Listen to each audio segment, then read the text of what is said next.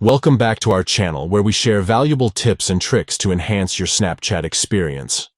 In today's video, we'll guide you through a comprehensive tutorial on how to block a chat in Snapchat.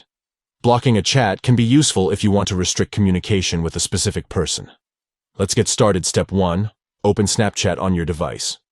Look for the familiar Snapchat app icon on your home screen or in your app drawer.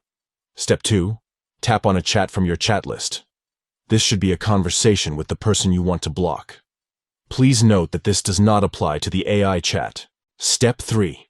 Tap on the name of the person at the top of the chat screen. Then, tap on the 3 dots located in the top right corner of the screen. Step 4. In the menu that appears, tap on Manage Friendship. Then, tap on Block. A confirmation prompt will appear. Tap again on Block to confirm the action. By following these simple steps, you can easily block a chat in Snapchat, allowing you to restrict communication with a specific person. If you found this tutorial helpful, please give this video a thumbs up and consider subscribing to our channel for more valuable content. Thank you for watching and stay tuned for more tips and tricks.